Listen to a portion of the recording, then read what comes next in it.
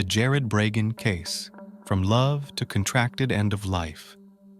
No matter how many years a couple has spent together or how happy their marriage was, divorces often lead to a breakdown in amicable, or at the very least, respectful relationships. But sometimes former husbands and wives part ways as true adversaries. Once close partners deliberately make each other's lives miserable, inflict harm, or wish for the other's demise. In rare instances, it doesn't stop at mere wishes, escalating to actual physical confrontations. Today, we'll examine such a case. To begin, it's important to note that the case surrounding the death of 33-year-old Jared Braan, an employee of Microsoft and father of 4 young children, has yet to reach a conclusion.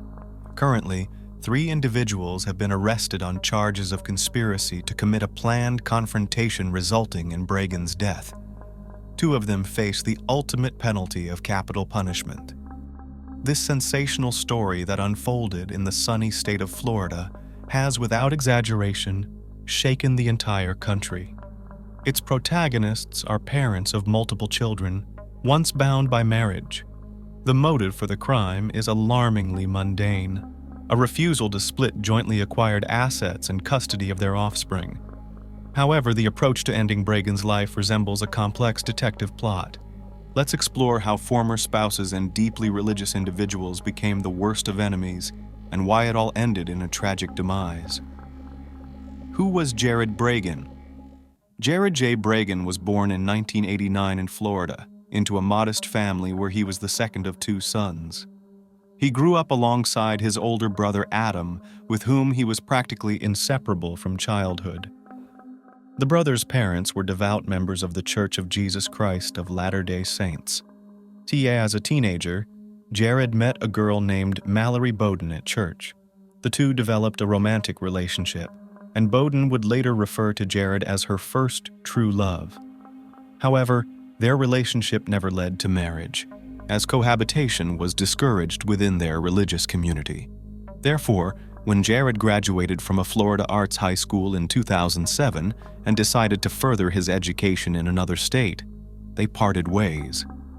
Jared moved to Utah, where he enrolled in college. Meeting his future first wife. In 2009, at the age of 20, Jared Braan met a woman named Shanna Gardner at a friend's birthday party. She was 2 years his senior and came from a well-off family.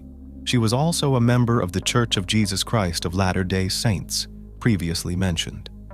Shanna was born in 1987, and her parents, Starling and Shelley Gardner, were co-founders of a major company called Stampin' Up, which specialized in the production and sale of decorative and craft items. By 2010, it was reported that their family business, headquartered in Salt Lake City, was generating an annual revenue of $100 million. Shanna has a sister named Sarah, who currently holds a managerial position in the family business. As an heiress to such a wealthy family, Shanna grew up in luxury and was accustomed to living a life of leisure without ever working in her trained profession as a chef. She was described as enthusiastic and somewhat fickle. According to Mallory, who was mentioned earlier, Jared was initially not too interested in his new acquaintance. However, Shanna went out of her way to entice him with her lavish lifestyle, hinting that together they could travel the world and do as they pleased since her parents would financially support them. Family life and the birth of twins. Just a few months after their first encounter, the couple got engaged, and by early 2010, less than a year after they met, they celebrated a lavish wedding in a temple in Salt Lake City, Utah, with the Gardner family covering all expenses for the ceremony and reception. This quick move to marriage was influenced by the couple's religious beliefs, which frowned upon cohabitation and lengthy engagements. Following their wedding, the newlyweds settled in Utah, where the bride's parents helped them purchase a comfortable home valued at about $1 million. Each spouse also had their own Mercedes, despite Jared still being a student at the time and Shanna not working at all. The couple traveled extensively around the world, sharing numerous photos of their exciting trips, expensive purchases, and leisure activities on their social media profiles. According to close acquaintances, Shanna's parents gave the couple around $10,000 monthly for various expenses and also granted them free access to their accounts. Moreover, after Jared completed his degree, his in-laws generously provided him with $100,000 to start his own business. In 2013, the couple welcomed twins, a daughter, Abigail, and a son, Liam. The family moved to Connecticut for a time, but soon after, Liam was diagnosed with a heart condition and lung issues. Doctors recommended moving closer to the sea, noting that it would benefit the child's health.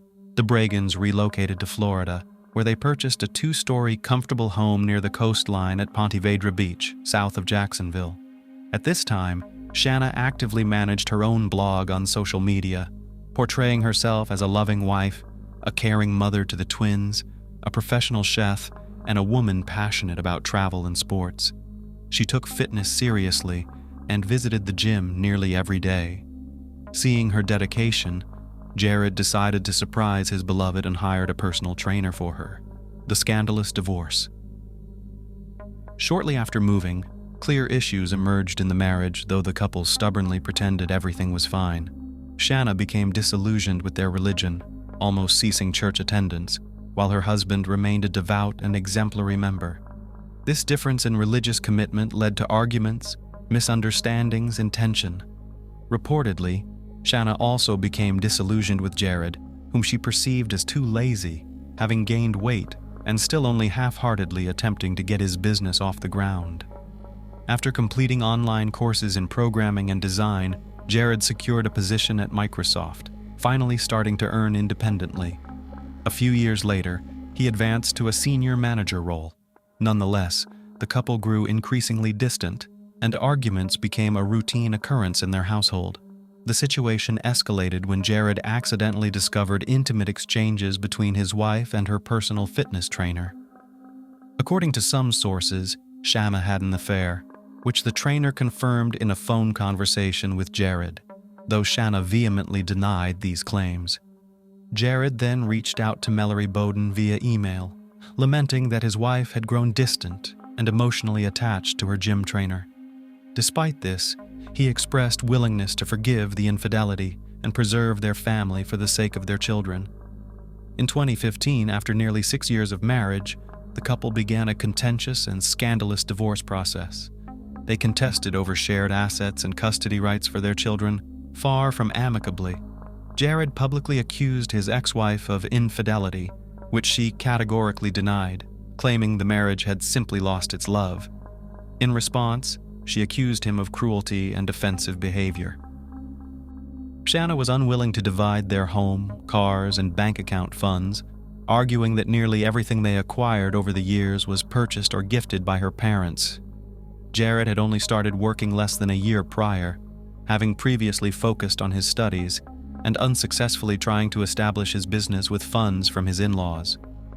Jared contested this viewpoint, claiming at least half of their Florida home. Custody of the twins also sparked numerous disputes. Shanna claimed that Jared, whenever with the children, tried to turn them against her. He allegedly coached them on what to say about their mother and recorded their statements to present in court.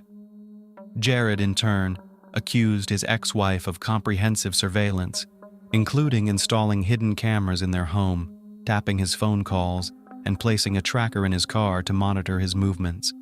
Shanna sought sole custody of the children and the exclusive ownership of their seaside home. She also claimed Jared threatened to withdraw all the money from their children's trust funds for his personal use. Jared countered by alleging his ex-wife evaded taxes by working off the books at her parents' company and receiving tens of thousands of dollars. New families, old disputes. By the end of 2015, the court had mandated joint custody of the children, but that hardly put an end to the disputes between Jared and Shanna. Even after their divorce was officially finalized, they continued to meet in court for nearly 7 more years, leading up to the tragic conclusion of their saga. By this time, both had moved on to start new families and have more children.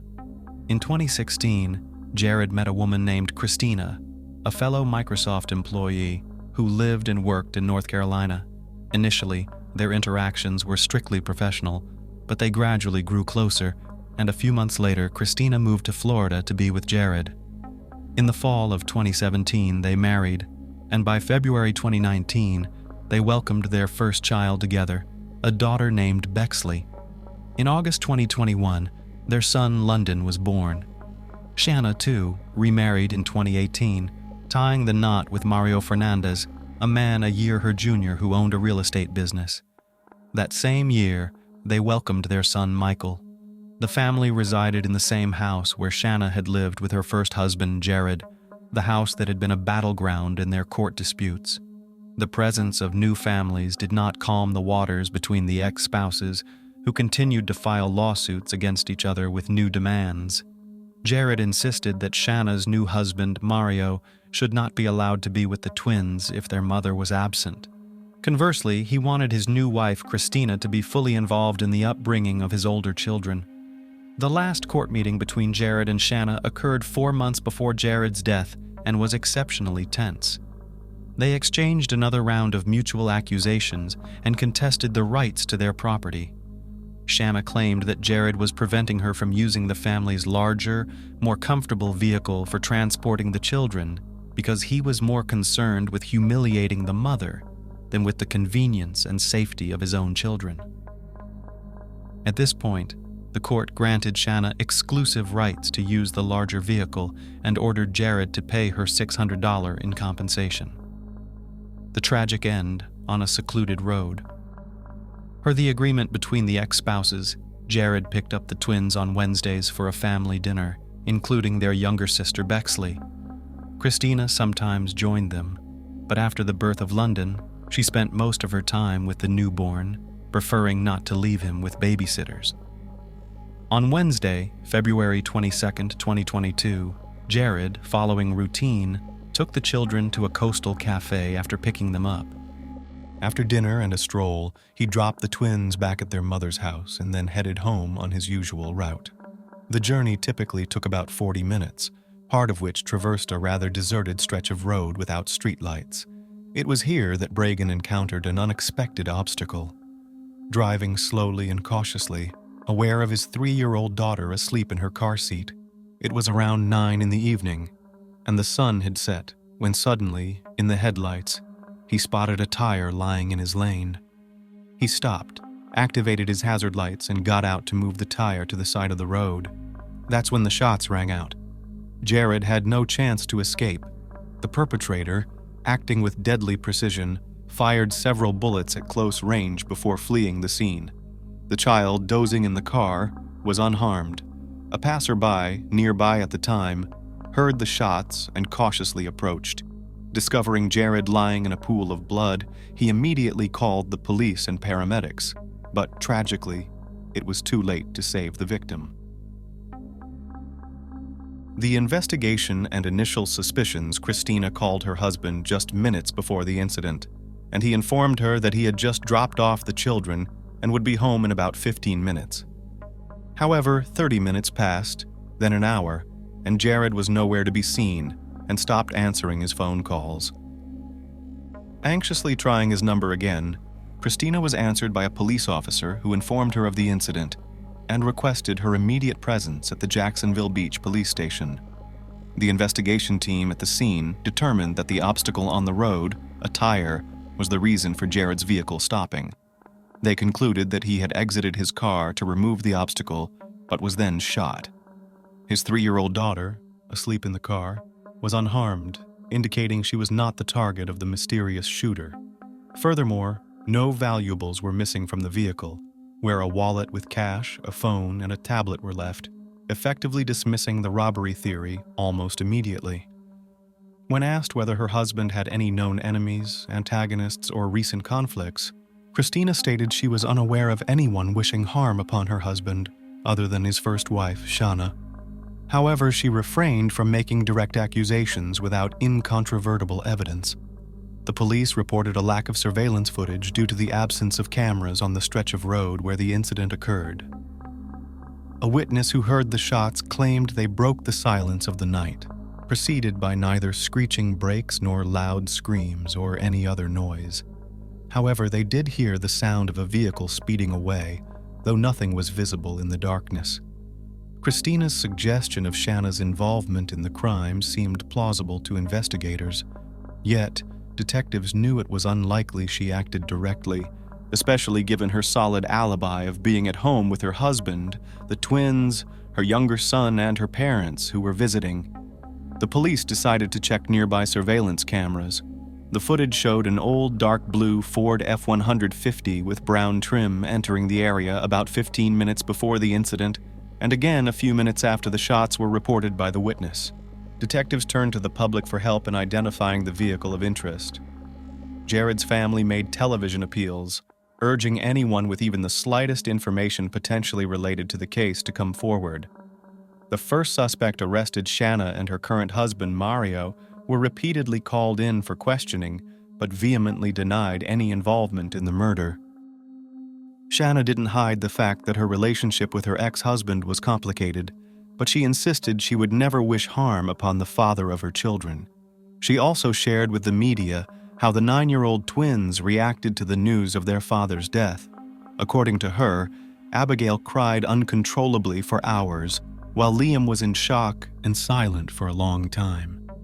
It's worth noting that neither the ex-spouse nor the older children attended Jared's funeral.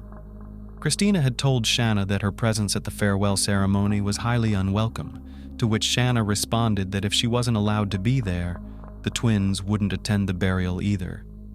It wasn't until January 2023, almost a year after Mr. Bridegan's murder, that the first suspect was arrested.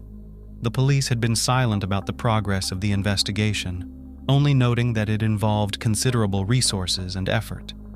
After an exhaustive search for the dark blue Ford F-150, luck finally smiled on the investigation when the vehicle was involved in an accident, but left the scene before the police arrived.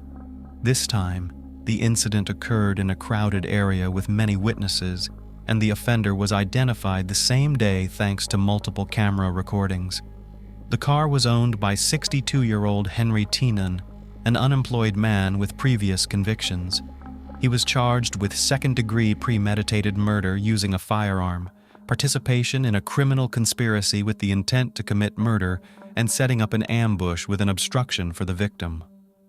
Jacksonville Beach Police Chief Jonathan Paul Smith and City Prosecutor Melissa Nelson announced these charges during a press conference. It was also revealed that Tienan did not act alone and was giving testimony against his accomplices, though no other names were disclosed at that time to protect the integrity of the ongoing investigation.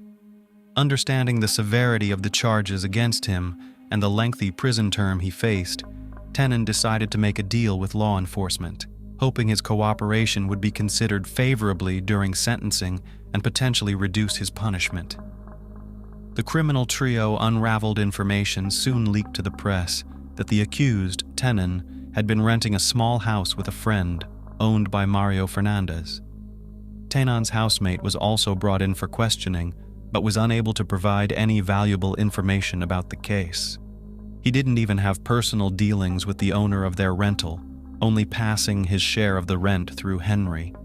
However, a thorough search of the house revealed a hidden pistol in the accused's room, which, according to ballistic tests, was identified as the murder weapon. This further implicated Tienan in the crime. On March 16, 2023, Mario Fernandez was arrested after Tienan officially pleaded guilty and agreed to testify against Mario, whom he named as the contractor of the crime. Fernandez faced charges of first-degree murder, criminal conspiracy, and incitement to commit a serious crime. Rumors swirled that Shanna was the mastermind behind the murder. This was supported by her former lover, a fitness trainer who recounted how she had expressed a long-standing dislike for her then-husband and wished for his demise. A tattoo artist, where Shanna frequented, also testified. She recalled Shanna complaining about the endless legal battles with her ex-husband, wishing to silence him forever, and inquiring if she knew someone who could help. Initially taken as a grim joke, Shanna repeated her inquiry months later, clearly indicating her seriousness. Shanna Gardner Fernandez vehemently denied all allegations against her. She declared her intention to stay in town and assist the investigation. However, a few months after her husband's arrest, she moved to Washington with the twins and her youngest son. On August 17, 2023, she faced the same charges as her current husband. Arrested in her Washington apartment, she was extradited to Florida, where she would stand trial alongside the criminal trio. The motive for her actions was cited as complicated relationships with her ex-husband, a desire to avoid sharing custody of their 2 children, and the ambition to solely possess all disputed assets. The ongoing legal battle. As of now, the case remains open, and legal proceedings against all conspirators are underway. Tenon has pleaded guilty to all charges, is actively cooperating with the investigation, and hopes for leniency. Reports suggest he faces at least 15 years in prison, a substantial period for someone of his advanced age, potentially equivalent to a life sentence. Mario Fernandez has only partially admitted his guilt, and exercising his legal rights, has refused to testify against his wife. On the other hand, Shanna Gardner Fernandez vehemently denies all charges against her. Nevertheless, prosecutors are seeking the death penalty or life imprisonment without the possibility of parole for the couple. Shanna's 3 children are currently under the care of their maternal grandparents, Starling and Shelley Gardner, and their Aunt Sarah. In 2012, at the Summer Olympics in London, the star of a young Puerto Rican boxer, Felix Verdejo Sanchez, shone brightly. He was called a diamond, one of the most promising athletes of his country. He was predicted to win titles and gold medals. Then it seemed to everyone that this talented and motivated young man will reach fantastic heights in sports. In 2021, the name of the boxer again traveled all the world's media, but this time fell into the section of criminal chronicles. This story is about a teenage attachment that grew into a kind of addiction and led to a terrible tragedy, and also about how the author of the main knockout of 2014, who was praised and promoted by 2-time Olympic champion Vasyl Lomachenko, almost received a death sentence, but eventually went to prison for life. It is noteworthy that despite the presence of irrefutable evidence and confessions of the boxer's accomplice, he himself to this day refuses to plead guilty. The future star of world boxing was born in the Puerto Rican city of San Juan in 1993 on May 19th. He grew up in a rather modest large family and from an early age was fond of port. True, in childhood, he planned to connect his life with baseball, but his further fate was determined by a funny incident. When the boy was 9 years old, a family friend came to visit them with his son of the same age. The boys were playing in the yard, but suddenly quarreled and a fight broke out. Parents separated the children, and the father of the future athlete noted that if he wants to fight with someone in the future, let him wear boxing gloves. After that fight, Felix, at his request, was taken to a local gym, where the boy, as he later admitted himself, from the first training session fell in love with boxing. At the age of 16, he won the Pan American Junior Championships. A year later, he won his country's championship, and a year later, he went to the Olympic Games in London, where he reached the quarterfinals. In the same year began his brilliant career in the professional ring. In total, Verdejo had 29 fights, gaining 27 confident victories, and in 2014 he was recognized as the author of the best knockout in the fight against Sergio Villanueva. A year later, Felix won his first championship belt with the WBO Latino title, which he subsequently defended 6 more times in 2 years. Everyone who saw him in the fight had no doubt, this young man will write his name in the history of world boxing. And now let's get to know Kayla Rodriguez. The girl was born in November 1993 in San Juan. The full name given to her at birth is Kayla Marlene Rodriguez Ortiz. Her parents, Jose and Kayla Rodriguez, had another common daughter, Bereliz Nicole, and also the couple raised Kayla's son, Jonathan, from a previous marriage of a woman. Kayla grew up an open and sociable girl. She did well in school and adored animals, dreaming of becoming a veterinarian in the future. Her best friend was her sister Bereliz, to whom she confided all her secrets and worries. Kayla studied in the same school with Felix Verdejo, who was her age.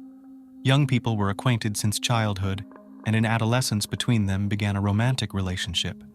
In 2011, Rodriguez's parents divorced and separated. Kayla moved to relatives in Florida, and her daughters, who were by then already adults, decided to stay in San Juan. Despite the fact that each of the sisters had long since lived their own lives, they continued to stay in close contact and told each other about everything that was happening to them. At the age of 18, a promising boxer, who has already managed to take part in the Olympic Games, had an affair with a young schoolgirl and aspiring model, Elisa Maria Santiago Sierra. At that time, the girl was only 14 years old, and she was still in school, but even then she made big plans for the future with a promising and world-famous athlete. In addition, Eliza's parents were not at all against this relationship. Attractive and talented Felix, who has always had a lot of fans, becoming a boxing star, literally bathed in the rays of fame and was surrounded by female attention. He did not miss the opportunity to spin a novel or a passing affair on the side, and also, despite the serious relationship with Eliza, continued to meet with his school friend Kayla. Kayla's sister, Berenice, and her mother, Kayla Rodriguez, knew about the affair and did not approve of the relationship. In addition, the situation was very ambiguous. On the one hand, Eliza considered herself the only woman and great love of the athlete, was preparing for the wedding, and made far-reaching plans for their joint future. On the other hand, Kayla knew that the lover has a fiancé, but at the same time, Felix did not let her go. On top of that, he was her first great love, and deep down, the naive girl herself still hoped to be the one. In 2016, the boxer did marry the young Eliza, who at that time was barely 19 years old. Eliza by that time was already quite a famous model, had tens of thousands of followers in social networks, and also opened her own beauty studio for eyelash extensions. In August of the same year, just a few months after the wedding, the athlete got into a serious car accident when he was rushing on his motorcycle. He was taken to the hospital in serious condition with head injuries, bruises, and lacerations. His trainer, Ricky Marquez, seriously feared that his talented charge would go off the rails at the height of his career. But Felix, contrary to the disappointing prognosis, made a rapid recovery and soon returned to the ring. In September 2019, the boxer published in his profile in the social network a picture with Elise, who was in a large term of pregnancy. In the comment to the photo, he wrote, "Soon I will meet my daddy's princess." And a month later, he announced the birth of a daughter, who was given the name Miranda Verdejo Santiago. The young man in public looked like a loving husband, caring father, and an exemplary family man. But secretly from his wife, he continued to meet with Kayla, who could not let go. As Eliza later admitted, she guessed that her husband was cheating on her, but every time he tearfully vowed to leave his mistress. Kayla repeatedly tried to break off this painful relationship, but Felix would not let her go. She had no other men, because the boxer threatened that if he found out about the fact that Kayla had someone, not good for her and her chosen one, Kayla herself, who had fallen in love with Verdejo since high school, continued to love him despite everything. Rodriguez, as planned, connected her life with the care of animals and got a job at the Center of Veterinary Medicine and Aesthetics. Colleagues described her as conscientious, hard-working, and very responsible. She lived with 2 dogs and a cat, which she simply adored. In 2020, Eliza discovered the correspondence of her husband with several mistresses, including Kayla. The wife gave her husband a scandal and threw him out of the house, threatening that she would file for divorce and forbid him to see his daughter. Eliza's threats had an effect. In addition, in the career of the athlete at that time, there was a serious decline and unnecessary problems where he did not need. For a while, he really stopped seeing Rodriguez, but Felix still did not let her go, trying to control almost every step Kayla. After a few months of secret visits resumed, and in April 2021, Kayla discovered that she was pregnant. She bought a rapid test at the drugstore, which only confirmed her fears. She first called her sister, who was aware of her complicated relationship with the athlete, and told her everything. It was out of the question to have an abortion, because Kayla was already 27 years old, and she was ready to have a child, even if she had to raise it on her own. A few days later, Kayla broke the news to the father of her child, hoping in her heart that he would accept it, but Felix was not happy, to put it mildly. He got angry and told his mistress that she should go to the doctor, and if the pregnancy is confirmed, it will be necessary to have an abortion. Naturally, Rodriguez answered him with a firm refusal, but the boxer began to threaten her and insist. Felix said that an illegitimate child will finally destroy his reputation, and this he cannot allow. After Kayla's visit to the hospital, her pregnancy was confirmed, and she now had a certificate to prove it. She called Felix and told him everything, which made him furious. Felix shouted and demanded that Kayla immediately get rid of the child, but she again responded with a categorical refusal. Then the athlete decided to go on the sly, saying that he did not believe her and wanted to personally look at the issued medical certificate. He appointed Kayla a meeting in the evening in a crowded place, which did not surprise her because they always tried not to draw attention to themselves and did not get in front of anyone. A few days before the meeting, the boxer stopped by his old friend Luis Antonio Pediz, who worked in a local machine shop and also had ties with the criminal world, selling illegal drugs. Felix briefly outlined the situation and asked him to help him get rid of his pregnant mistress. Luis had previously been in the field of vision of the police, and the prospect of being in prison scared him, but the athlete was persistent, assured that everything would go smoothly and the police will never come out on them. Besides, Felix promised him an impressive cash reward, and Luis agreed. With the support of an accomplice, Felix called Kayla and told her that he wanted to meet her on the evening of April 29th to confirm her pregnancy and decide what to do next. Immediately after talking to her lover, Kayla called her sister back and told her everything. She still had hope that Felix would accept her child and would not insist on an abortion. But Berylise all this situation is quite alarmed. She knew that the boyfriend had threatened her sister, and she was worried that he wouldn't do anything to her. Berylise called her mother and shared her concerns, but even together they could not dissuade Kayla from that fateful meeting. At the appointed time, Rodriguez, taking a doctor's note, arrived at the meeting in her own Kia Forte automobile. Verdejo drove there in his pickup truck, in the back of which Luis was hiding. Kayla immediately got into the athlete's car and showed him the results of the tests. He once again talked about terminating the pregnancy, but Kayla, crying, again responded with a refusal. Against this background, the couple began to quarrel violently, turning to shouting. Then Felix suddenly hit Kayla in the head with his fist, from which she immediately lost consciousness. Until Kayla regained consciousness, Felix took a syringe with a large dose of illegal substances hidden in the glove compartment of the car, which Luis had obtained at his request, and injected Kayla. Then, together with his accomplice, they carried her to the back of the car, where there were already prepared pieces of wire and a concrete block. The men tied Rodriguez up, attached the load, and then covered her with a tarp so that no one would accidentally see anything. Felix then returned to the pickup truck while his accomplice got behind the wheel of Kayla's vehicle. Together, they drove to the bridge over the San Jose Lagoon. It was virtually deserted at night, and the men, making sure no one could see them, threw Kayla, still alive, into the water. Afterward, however, they decided to fire a few test shots in pursuit, using the firearms they had brought with them so as not to leave the victim any chance. Having finished the massacre, each of the perpetrators went home. Kayla's co-workers were the first to worry when she didn't show up at the Veterinary Medicine and Aesthetics Center the next day. Kayla has always been very responsible and couldn't just not show up for work without notifying anyone. Since she didn't answer the phone, it was decided to contact her sister to find out what happened. After several unsuccessful attempts to contact her sister, she went to her house. No one answered the door, but Berylise had a spare key, so she got in without difficulty.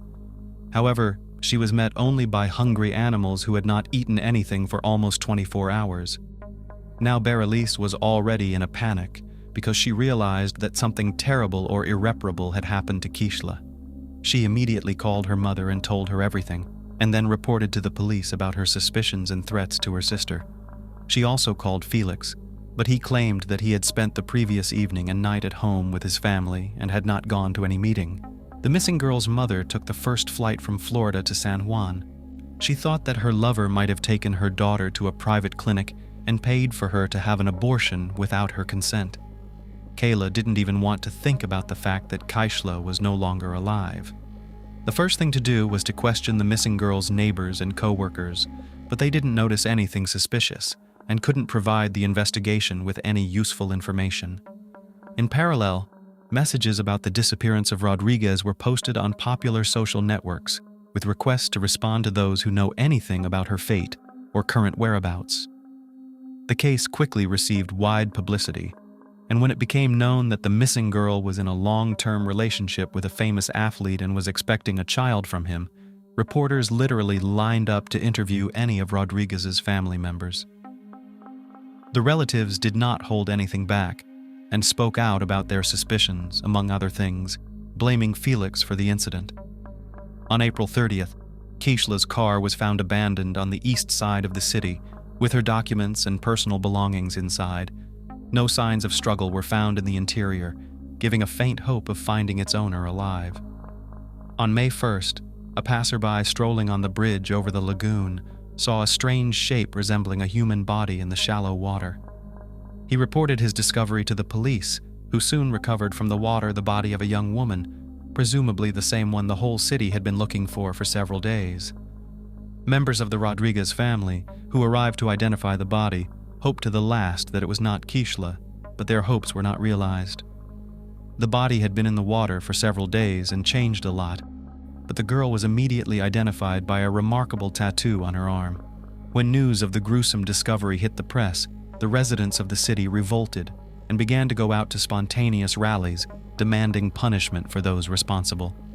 The same day, Verdejo was detained and taken to the police station for questioning, but the athlete categorically denied his involvement and claimed that on the night of Kayla's disappearance, he was at home with his family.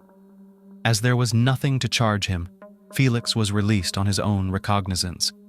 One of the key witnesses was the athlete's legal wife, who at the first interrogation admitted that she was aware of his affair with Kayla, but that she had heard about her rival's pregnancy for the first time. On top of that, she did not confirm her husband's alibi, saying that he was not at home on the night of the murder. The first thing investigators did was check traffic surveillance footage on the way to the bridge from which Kayla was thrown. That's how they found Felix's pickup truck and the victim's car traveling behind each other. But the Kia Forte was clearly not driven by its owner. On the same day, the boxer's car was seized for examination, and in its body they found some hair of the deceased. Luis was the first to surrender to the police, promising to tell the whole truth in exchange for a reduced sentence. Felix was also taken into custody, but he refused to cooperate with the investigation, did not answer questions, and continued to deny his guilt, despite the presence of irrefutable evidence. A firearm was seized from Felix, which he used to shoot the victim from the bridge, and for which he had an official permit. Also, a cell phone check confirmed the fact that Felix, Luis, and Kayla were in the same location on that fateful night. Kayla's final farewell was on May 8th, and the funeral ceremony was all over the national news. It was a kind of action, calling for the perpetrators of the tragedy to be punished to the full extent of the law, as well as an action to draw public attention to the problem of gender violence. The coffin with Rodriguez's body was brought to the cemetery not in the traditional hearse, but in a white carriage, over which white flower petals were thrown from the air. Many famous Puerto Rican natives, including show business stars, athletes, politicians, and public figures, have spoken out about the high-profile incident. Verdejo was charged with carjacking, kidnapping, premeditated murder, and the murder of an unborn child. All of these crimes together carried the death penalty, but the relatives of the deceased from the very beginning asked the court to elect a sentence of life imprisonment for the killer, so that he would suffer in captivity for the rest of his life. The hearing was repeatedly postponed due to the worldwide coronavirus pandemic, but in the spring of 2021, the trial was held in virtual mode. The court found that the crime was committed by a group of persons by prior conspiracy and with particular cruelty against a pregnant woman. It was possible to reconstruct the chain of events of that night and the details of the crime, mainly thanks to the testimony of Luis, who did not deny his guilt. He admitted that it was he who, at the request of a friend, got the drug for injection and also brought a wire and a concrete block to get rid of the body. But Felix continued to insist on his non-involvement in the case, although his words could not seriously affect the situation. By the way, the wife of the boxer, who acted in court as a witness, almost immediately after the arrest of her husband, filed for divorce and tried to abstract from what was happening, focusing on the development of his business and raising a young daughter. According to some reports, not so long ago, Elisa Santiago remarried. Elisa herself admitted in an interview that she repeatedly received anonymous calls and messages with death threats, as well as death wishes to her and even Miranda. Many considered it was the spouse of the athlete as the organizer of the crime, but no evidence was found. In the summer of 2023, it became known that the jury, having familiarized itself with all the evidence and heard the testimony of all the witnesses, was finally ready to announce the final verdict. Felix Verdejo and his accomplice Luis Cadiz were found guilty on each of the charges against them. But despite this, the killers have not yet been sentenced. The next court hearing is scheduled for mid-November 2023. Most likely, both men involved in the deaths of Kayla Rodriguez and her unborn child will likely go to prison for life, with no right to ever leave prison. A horrifying tale of a woman's revenge. It's said that a humiliated and insulted woman is capable of anything, with the most terrifying in this list being revenge, cruel, ingenious, and sometimes unpredictable. Much in this regard depends on the lady's level of sanity, but one must not overlook the depth of her hurt.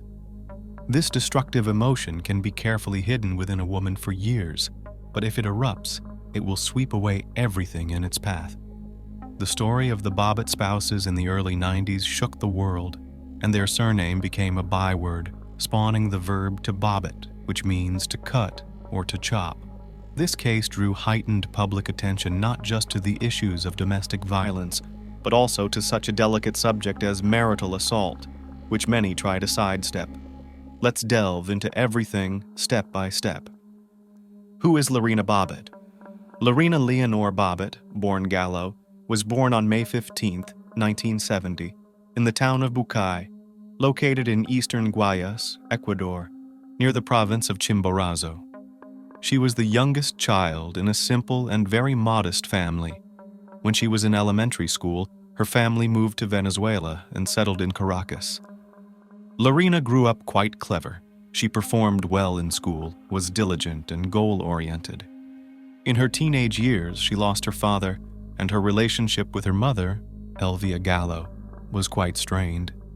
As soon as she graduated from school, she decided to move to the United States to live with her paternal cousin, Yana Basutti.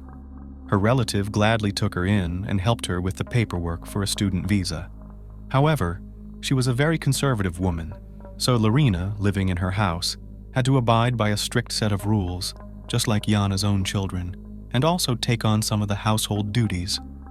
Despite everything, the young woman decided to stay in the U.S. as she realized that it offered her far more opportunities than Latin America. She had long been attracted to the beauty industry, so Gallo decided to train as a manicurist. Moreover, Basutti owned her own beauty salon located in the city center, had extensive experience in the field, and was eager to help her niece learn the profession by allowing her to observe the work of the specialists and practice on her own. Later, her aunt arranged for her to work part-time in her salon. Meeting John Bobbit. About 8 months after she moved to the new country, the young woman had settled in, enrolled in college, and was working as a manicurist in her relative's salon while gradually saving money. In September 1988, Lorina was preparing to go to a party with several of her friends. Her aunt gave her strict instructions on how to behave and what time she needed to be home, and she promised that everything would be fine. The modest young beauty was nervous, as it was her first time preparing to go to a nightlife establishment so late at night. She chose a relatively modest outfit, unlike her friends, applied makeup, and styled her hair fashionably. Upon arriving at the nightclub, she was struck by the carefree and festive atmosphere inside. The venue was filled with young people dancing, having fun and socializing, and Lorina couldn't help but think that such a place might be where she could meet the man of her dreams. This thought proved to be prophetic. A few minutes later, she noticed a very attractive young man intently looking at her and smiling. He waved at her, and she waved back. Then the young man approached her and introduced himself. He was John Bobbit, and he could not take his eyes off the young beauty with the quite exotic appearance. The guy was handsome, tall, and charismatic. He cracked jokes and skillfully paid compliments, so she couldn't resist his charm. They spent the evening dancing and chatting, and afterwards, the new acquaintance walked Lorina to her aunt's home. As they said goodbye, he asked for her home phone number and promised to call soon. Who is John Bobbit? John Wayne Bobbit was born on March 24, 1967, in Buffalo, in the northwestern part of New York State. He was the youngest of 3 children in his family. At the age of 3, the boy lost his father, who tragically died, and his mother, unable to cope with the shock, ended up in a psychiatric clinic after a serious nervous breakdown. All 3 children were taken into the care of their religious aunt and uncle, who wanted to help their relatives in this difficult situation.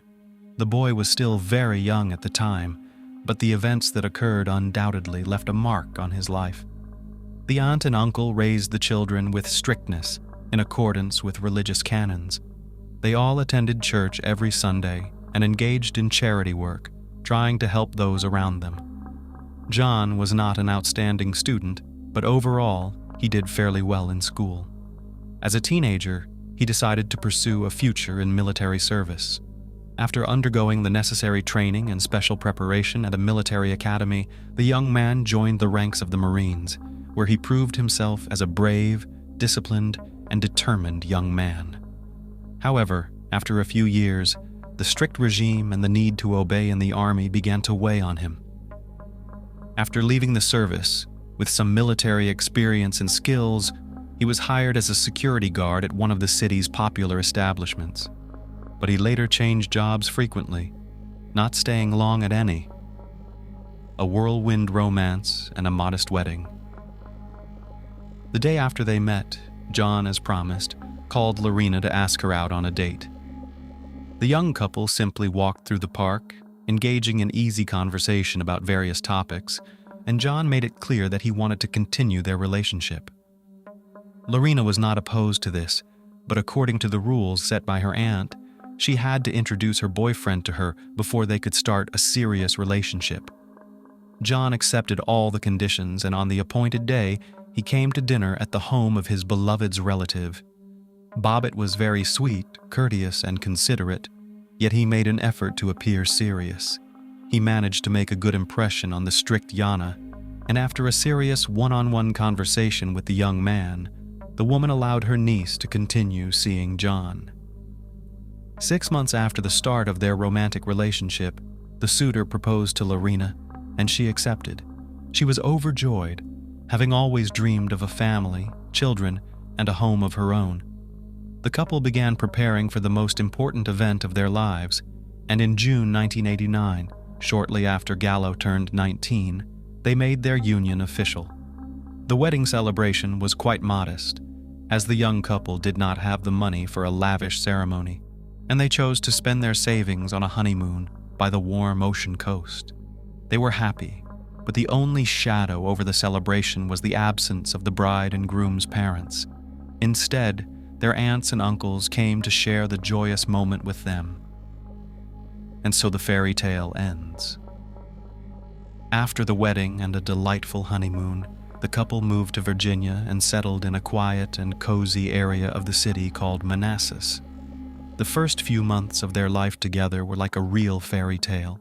They enjoyed each other's company, showing mutual tenderness, care, and love. But as the new year of 1990 approached, the situation began to change for the worse. At first, Lorina tried not to pay much attention to some of her young husband's sharp remarks and rudeness, thinking it was just a so-called adjustment period.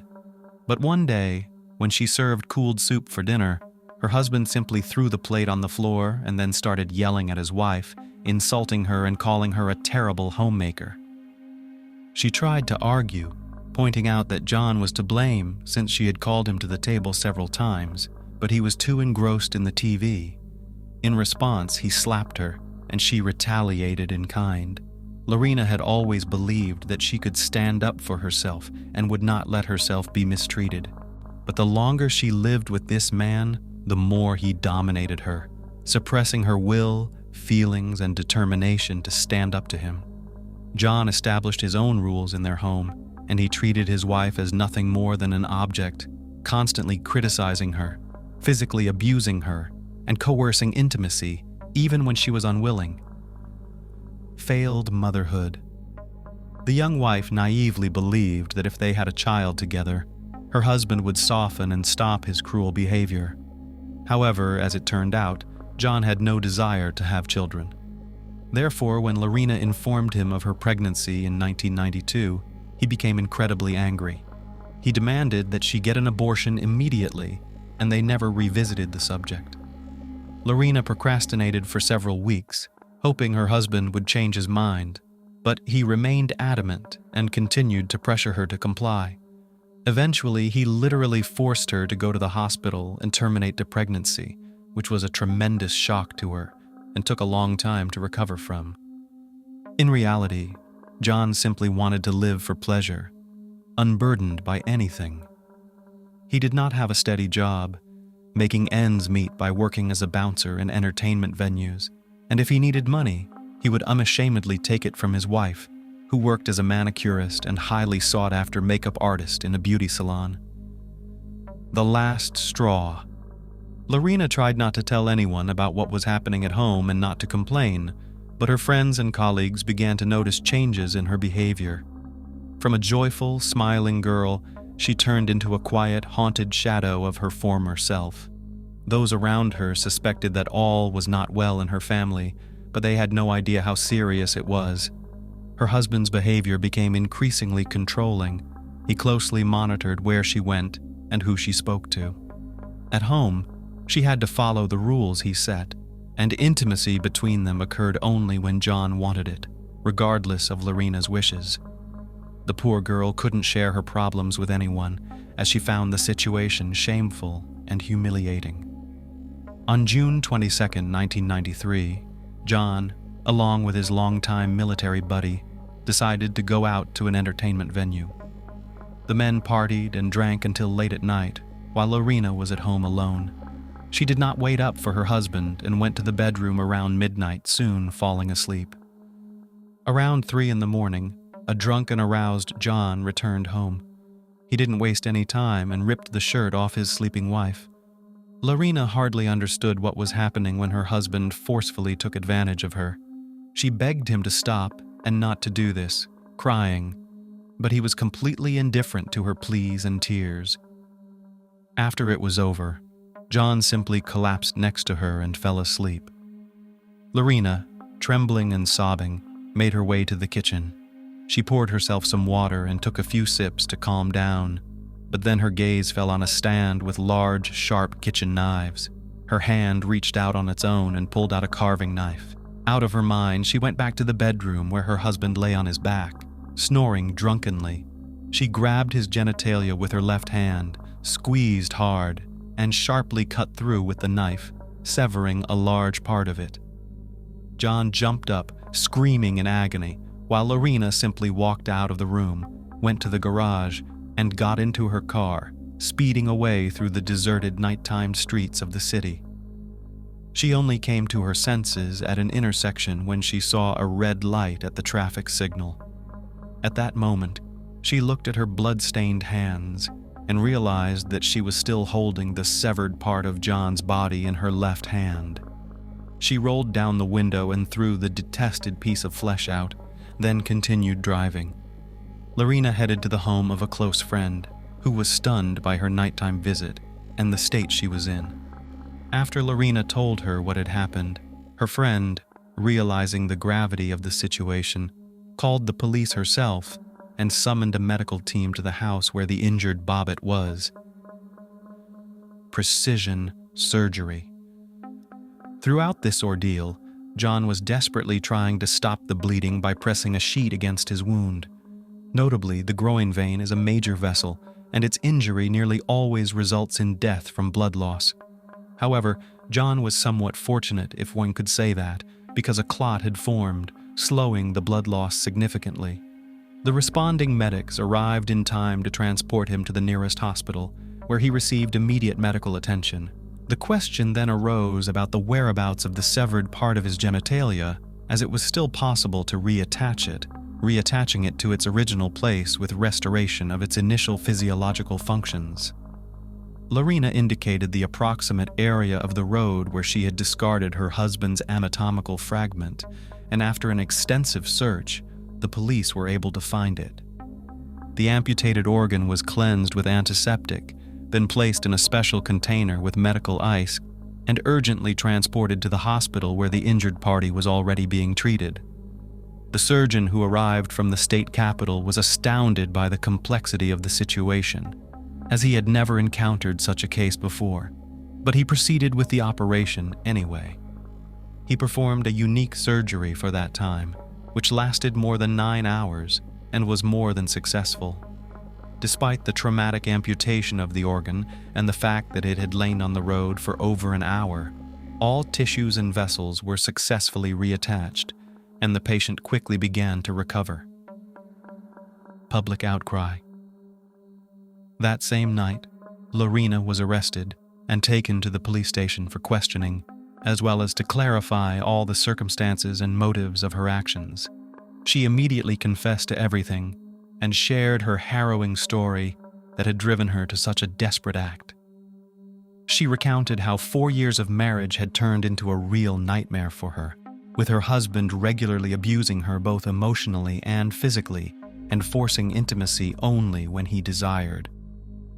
Mrs. Bobbit also mentioned how, about a year ago, her husband had forced her to terminate a pregnancy, despite her deep desire to have a child, and that abortion had been a traumatizing event for her.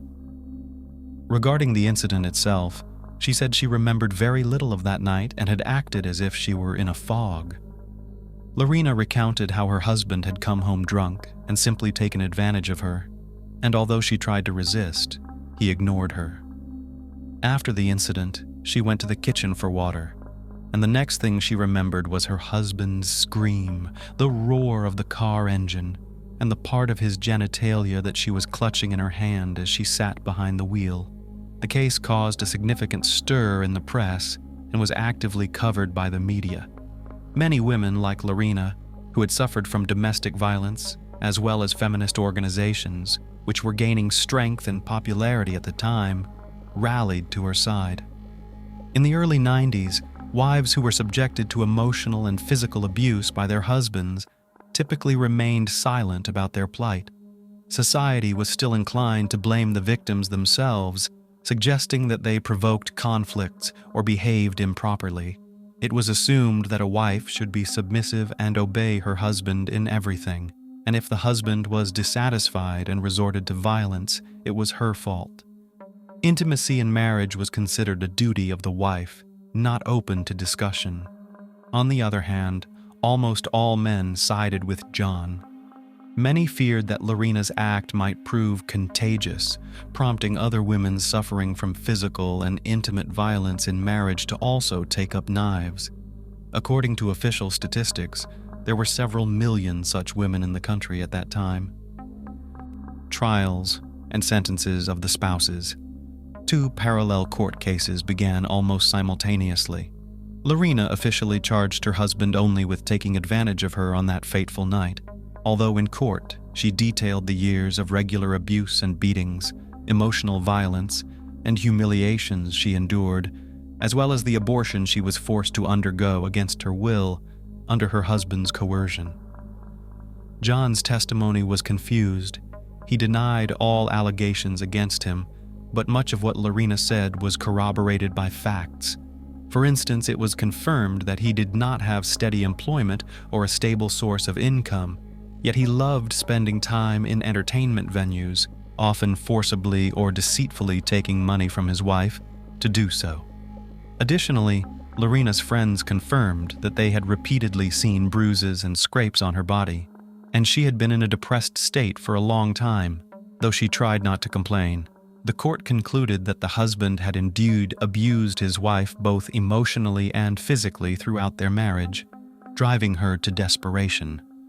However, regarding the charge of intimate violence that occurred on the night of June 23, 1993, there was not enough evidence, and thus, John was acquitted. He presented several versions of what happened that evening, and the jury, composed of 9 women and 3 men, found him not guilty in the fall of that year. Lorina's trial began in September 1993. She was charged with inflicting severe bodily harm on her spouse. Her lawyers argued that she acted while suffering from PTSD, post-traumatic stress disorder, caused by the ongoing emotional and physical abuse from her husband. A psychiatric evaluation was ordered, which confirmed that she acted in a state of distress, unaware of her actions, and therefore could not be held responsible for what she had done. In early January of the following year, after nearly 8 hours of deliberation, the jury decided that Lorina could not be held criminally responsible for her actions, as she was in a state of insanity at the time of the offense. However, she was required to undergo a 6-week treatment program at a specialized clinic, after which she was able to return to her previous life. The spouses officially divorced only in 1995, after which Lorina reverted to her maiden name. What became of John later? John remained indignant for a long time that his wife faced no punishment for her actions. He decided to fully capitalize on his sudden notoriety, aiming to extract as much money as possible from such scandalous fame. John founded his own music band called Severed Parts, but the group was short-lived as it failed to garner any public interest. When offered a substantial fee to star in adult films in the late 90s, he did not hesitate to accept. Thus, he appeared in explicit films titled Frankenpenis, a play on Frankenstein, and John Wayne Bobbit, Uncut. John acted in several more films of a similar genre, but interest in him and his reattached organ quickly waned. For a long time, John was eager to appear on various talk shows and gave interviews extensively, but over the years, such offers became less frequent, and the story gradually faded from memory. John then found work as a bartender in an entertainment venue in Las Vegas, and by his 50s, he was struggling to make ends meet by taking jobs as a mover, driver, and pizza delivery man. In 1999, he received a suspended sentence for theft. Regarding his personal life, during the high-profile court case that the entire country followed, journalists discovered that Bobbit had an illegitimate son named Andrew, born in 1992 to one of his lovers, Beatrice Williams. In 1994, John was brought to trial for assaulting his new girlfriend, Christina Elliott, who worked as a dancer in a nightclub. He spent 15 days in jail for this and received probation. In the early 2000s, John was arrested 3 times for assaulting his then-wife, Joanna Farrell.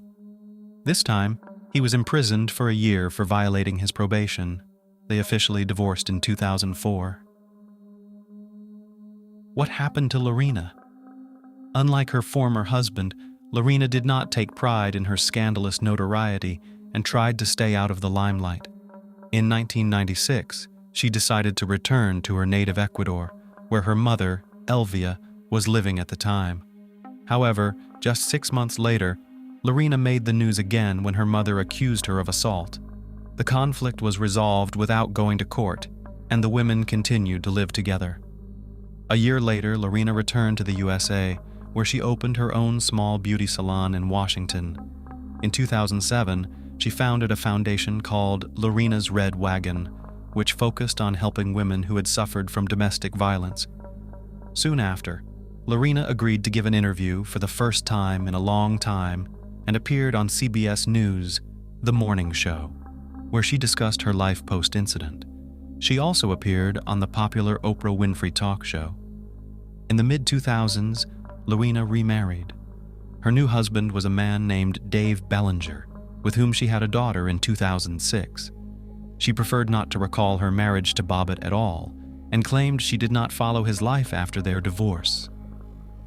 A meeting 15 years later. In 2009, nearly 15 years after their sensational legal battles had ended, the former spouses met face-to-face for the first time on the show Insider.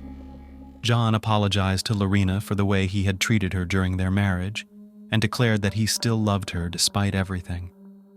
Lorina was visibly moved by his words and confirmed that every year on Valentine's Day, Her ex-husband still sends her flowers and cards,